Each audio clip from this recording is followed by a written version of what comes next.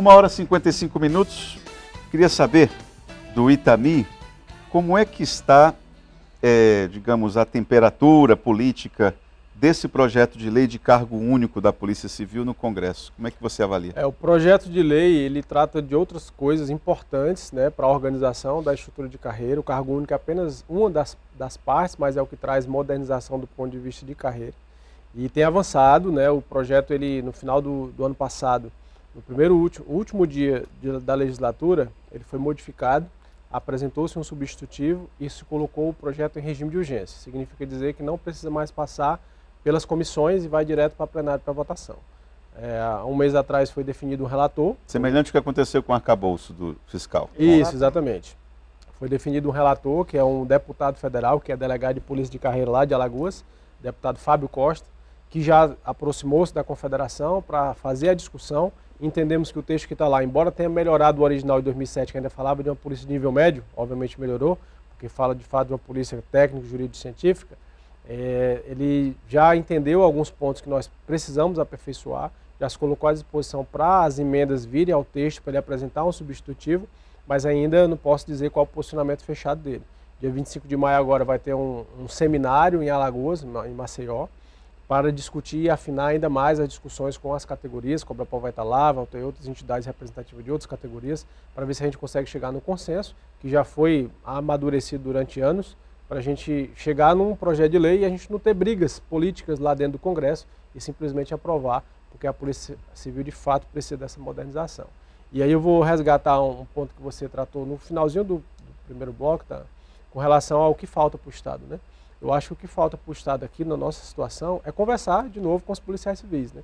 Nós encontramos uma ausência muito grande por parte do governo de estar aberto a conversar conosco, porque a gente não tem só proposta para melhorar o nosso salário e garantir aquilo que entendemos merecer, mas também de modernização da nossa polícia, né?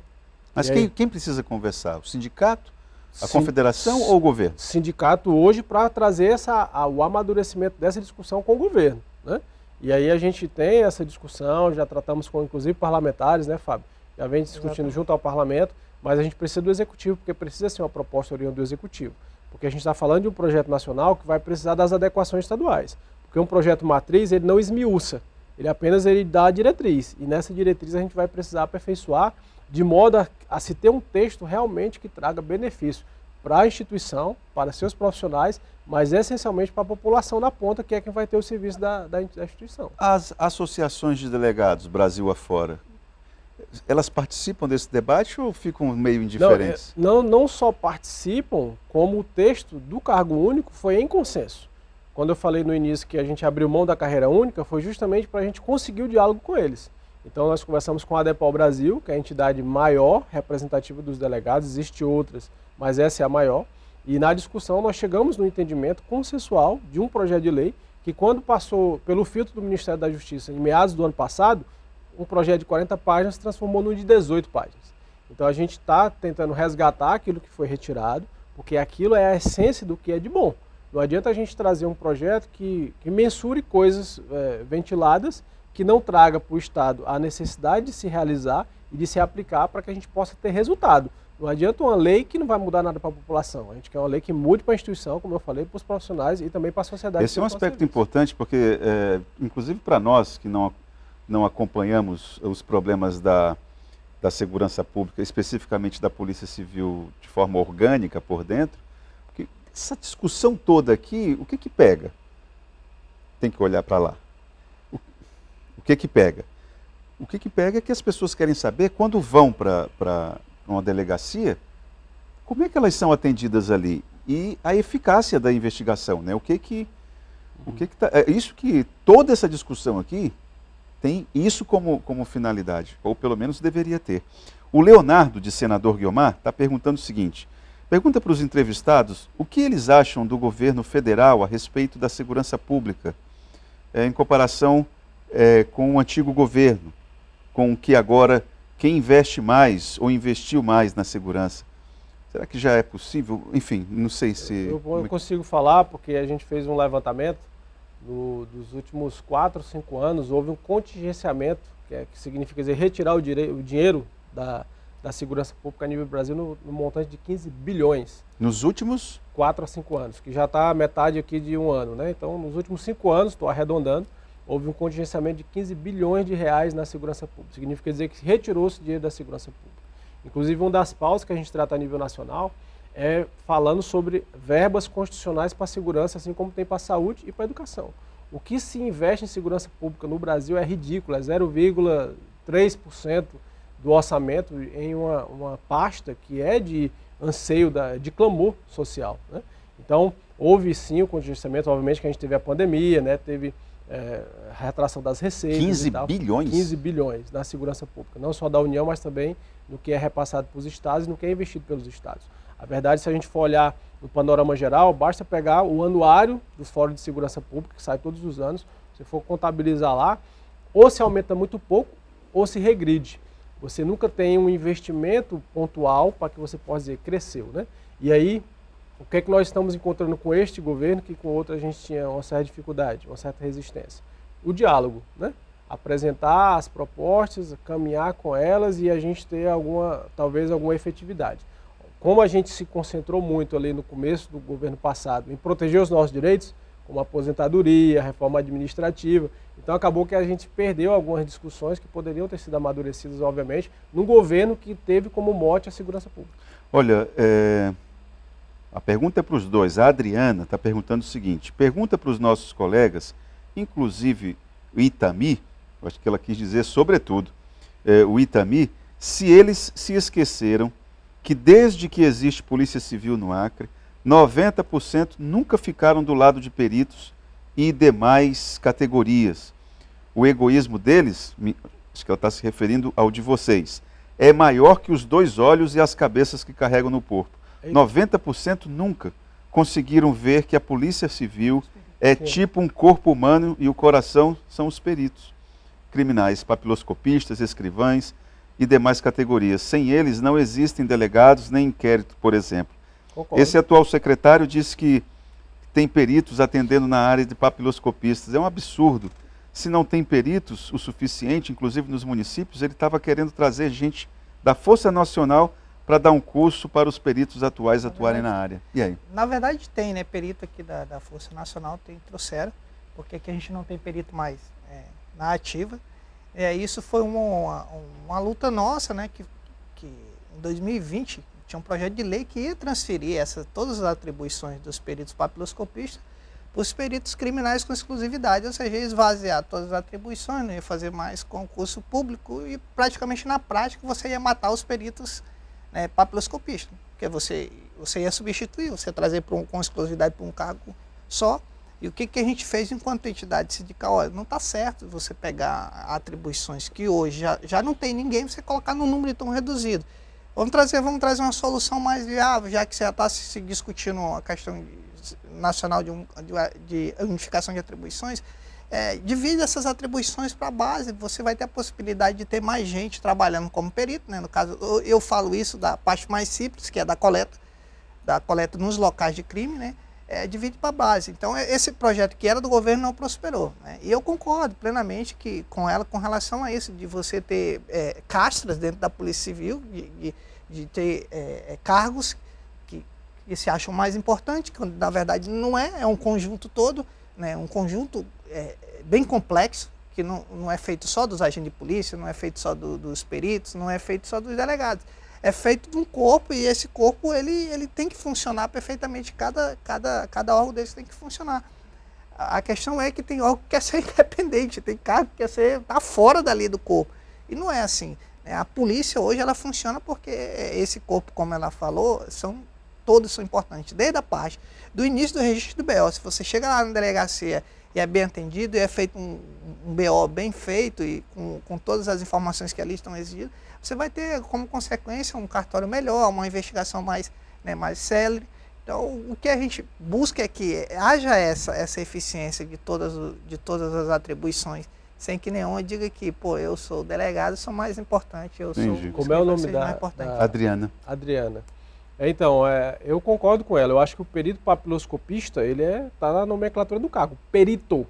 Se é perito, precisa alçar o cargo de perito, porque tem as funções, assina laudo. e deveria receber, inclusive, igual perito criminal, mas não recebe. Hoje eles são igualados, a nível de Brasil só tem um estado que perito papiloscopista é considerado o salário do perito. Mas hoje, na maioria dos estados, onde tem essa figura, seja do papiloscopista, do perito papiloscopista ou do datiloscopista, eles são enquadrados junto com a base de agentes, escrivães e outros cargos que existem. Então, é um corpo que está mal funcionando, né? A gente não está conseguindo dar vazão àquilo que é necessário. E a gente precisa organizar algumas coisas. O cargo único não vai ser a solução dos problemas da Polícia Civil. Se ficou parecendo que a gente disse isso, não vai ser. O que a gente entende é que precisa alguns debates virem à tona para que a gente consiga aperfeiçoar.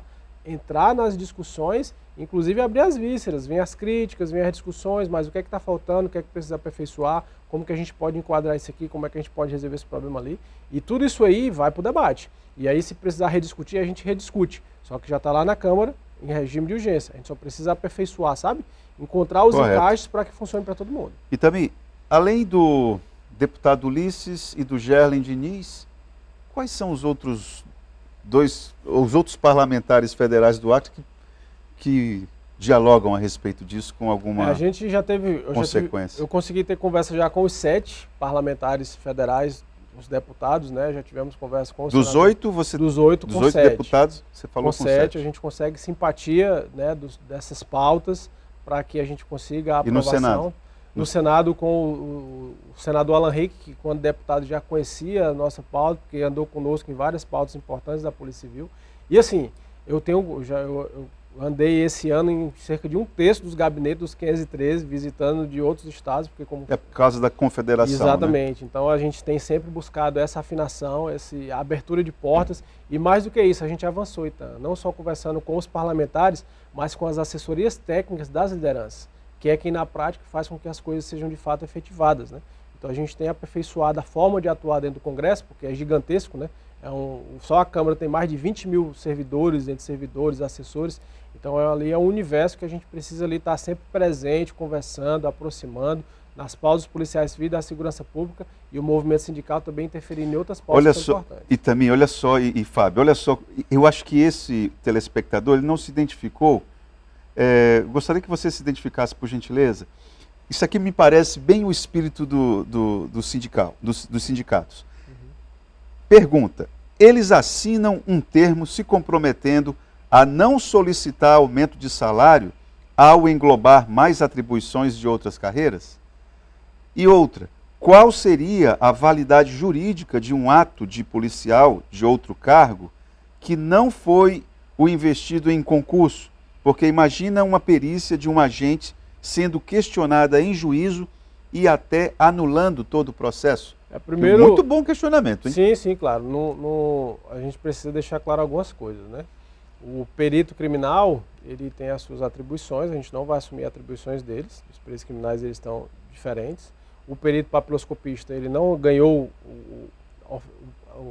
a nomenclatura de perito oficial, né? Estava lá para ser votado, foi votado, a Dilma vetou, né? Na época era a presidente Dilma. Então os peritos papiloscopistas continuam com suas atribuições. Com relação a salário, eu jamais posso desvincular aquilo que nós fazemos do salário que nós queremos ganhar, jamais posso fazer isso. Se a gente está buscando um aperfeiçoamento, que esse aperfeiçoamento venha para a sociedade, mas que traga retorno de reconhecimento para nós. E com isso a gente não está dizendo que a gente vai pedir um salário ou trabalhar isso como se fosse a nossa bandeira maior. O que nós estamos buscando hoje é um aperfeiçoamento do sistema policial a nível nacional, porque entendemos que precisa melhorar alguma coisa. Quando a gente fala de salário, a gente fala de merecimento, e a gente merece um salário melhor. A gente merece mais do que esses 20% de mau gosto que o governo parcelou em 4 vezes. 20,32. 20,32 parcelado em 4 anos, sendo que nossas perdas salariais acrescidas dos 5% já está em 23%. Então o que o governo fez foi uma covardia, e é covardia não simplesmente pelo montante, mas porque sequer quis conversar com as entidades de classe para tratar desse tema, né? Então hoje nós estamos falando de um governo que começou, onde a inflação estava sendo avaliada em 4,8% antes do ano começar, em 5% em janeiro, e hoje já está em 5,89% a perspectiva, e a perspectiva é que feche em 6,2%, e um aumento que vai vir de 5,08%, né, agora em junho. Então assim, estou colocando isso, porque assinar um termo de que o projeto não vai vir assinado com salário, ninguém faria isso, e não vai vir. O projeto nacional, como a gente estava falando nos bastidores aqui, não pode vir atrelado a salário, porque o Estado não pode, a União não pode colocar, né, Um projeto de lei que onere os cofres públicos sem que fale de onde vem o dinheiro. Exatamente. Então já vai ser totalmente desvinculado. Agora, o que nós estamos falando é de uma polícia mais qualificada, onde os policiais sejam reconhecidos pelos que eles já fazem hoje, mas não são, porque não assinam, entende? Então o que nós estamos querendo é criar uma estrutura onde aquele que faz realmente receba o mérito do que faz, para que ele possa ser reconhecido por isso. E tudo isso aí faz parte de uma estrutura onde nós queremos aperfeiçoar o sistema da polícia investigativa e com isso trazer reconhecimento e valorização para os seus profissionais. E aí, mas quando vocês vão discutir salário sobre isso? Aí a gente precisa... Eu já ia perguntar isso para o Fábio. E aí, Fábio, tu concorda com ele? Porque isso vai dar um quiprocó, parceiro, no sindicato. Não, sem dúvida. Na verdade, a nossa luta salarial é constante, não constante, para. Não para. Eu falo que a classe trabalhadora não desiste nunca. Não, jamais. Se você disser, não, eu vou buscar salário, a gente... Vou só fazer um destaquezinho. O nosso governador, ele pegou a Polícia Civil do Estado A como o 8º melhor salário do país, vai entregar quase em 20º com esse negócio dele. Não. Eu estou lhe falando. E tem mais. Quando a gente está falando dos 27 unidades federativas, o estado que menos proporcionou reajuste mínimo aos seus servidores é o estado do Acre. Eu tenho uma tabela que mostra isso. Quando o segundo menor foi 10%, e nós estamos hoje com 5,42%. Você tem como me mandar esses dados? Com certeza, com todo prazer. Por gentileza. Então quer dizer que o governador Gladson Cameli recebeu a Polícia Civil com o 8º melhor salário do país. Vai entregar quase em 20º. Se continuar com essa merreca que ele está dando, e aí com todo respeito àqueles que falam, vê salário, até os que estão desempregados, a gente precisa falar do que nós fazemos, da valorização que nós conquistamos. E aí nós ficamos com 5 anos de arroxo salarial, deu um aumento de 5,42%, nós fomos compreensivos durante 4 anos por conta da pandemia, compreendemos a situação do Estado, ele deu um aumento vergonhoso, e aí sobre uma justificativa pífia, que depois a gente pode até conversar, porque não vai dar mais tempo, e quando vem agora com um aumento de 20% para salário de 4 vezes, dando um tapa de novo na cara do servidor sem sequer conversar com eles. Então hoje ele pegou a Polícia Civil de uma forma e está entregando de outra completamente diferente. E desmerecendo aqueles que hoje constroem a Polícia Civil. E se você for ver o número, eu posso mandar para você também, tá? Os nossos números são dos melhores do país. E por isso que a gente números de eficácia do trabalho. De eficácia. Olha, foi muito boa a conversa. Eu espero esses dados que eu acho importante. Com certeza. E esse ambiente, pelo que eu estou vendo, Fábio, vai ou deveria agitar a classe trabalhadora da Polícia Civil. Espero que vocês peguem essa energia toda e canalizem para que o debate público melhore na qualidade. Muito obrigado pela presença de vocês. Você quer falar mais alguma coisa? Rapidinho. Não só a classe trabalhadora dos policiais civis, mas de todos os servidores públicos do Estado do Acre. Porque não foi só a Polícia Civil que foi tratada dessa forma com a imposição do governo. Foi todo o serviço público. Foi todo o serviço público. Muito obrigado mais uma vez pela presença de vocês. Vamos para o intervalo e já voltamos.